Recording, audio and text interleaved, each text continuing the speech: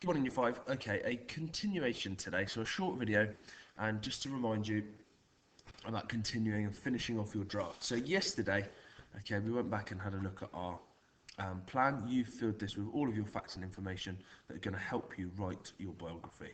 Now yesterday, big tick, okay, we've got title, we've got the role, their job, and then we've got a catchy opening statement. Someone yesterday, a couple of people yesterday, used a question, which is great. Some people used an interesting fact about them. Some people opened with one of the most important naturalists in the world, okay, to make people want to read on, to make them realise that they're an important person. They should know a little bit more about them.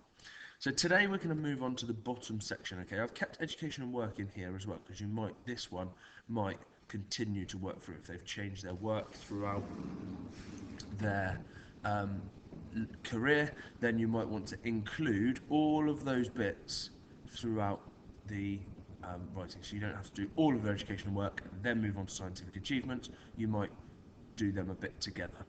Then you need to end with, okay, what they're doing now or what their legacy is. If they have passed away, you need to tell us about that, when that happened. So just a recap of the final outcome. To be successful, you need to have a really clear structure, okay? It needs to be in chronological order, and we need to have a really clear overview of your naturalist, the person that you're focusing on. So we're going to have lots of facts, but it's really important, okay? We're not just listing facts, we're writing it in an engaging way. I've got some examples for you to read in your own time here today, for you to get an example of what that should look like.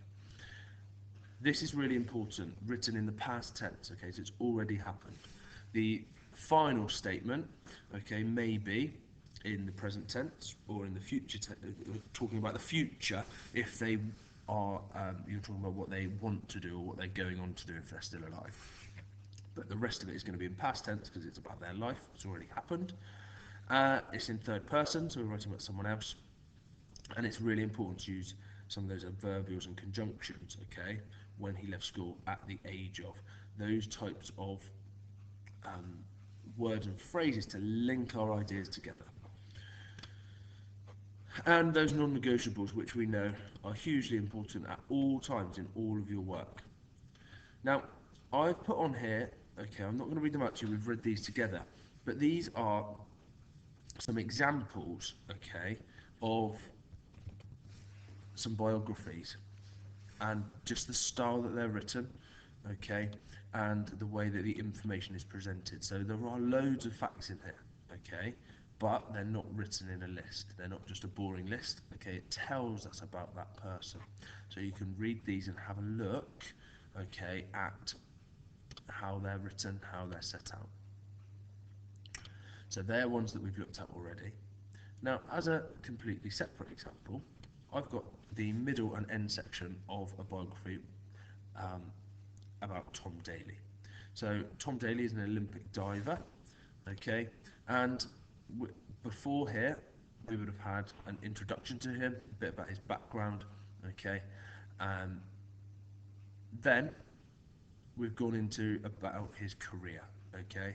So think about how this is written, okay. It's lots of those adverbial phrases, and only 1 month after his 10th birthday, okay.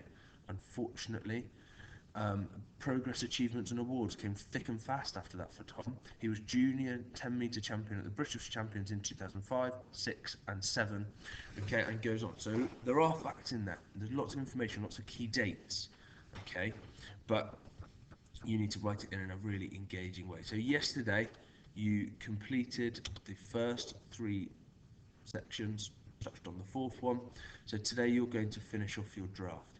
If you spent a lot of time on your draft yesterday, you ended up completing your draft, okay, you've got the chance today to edit and improve. So flick back through, look at the examples. Have you got really clear adverbials to link your ideas together? Are your spellings correct? So if you finished it yesterday, then you need to make sure you spend a really good amount of time today editing, checking, making sure all those things on your success criteria can have a little tick next to them, okay, they're included within your work.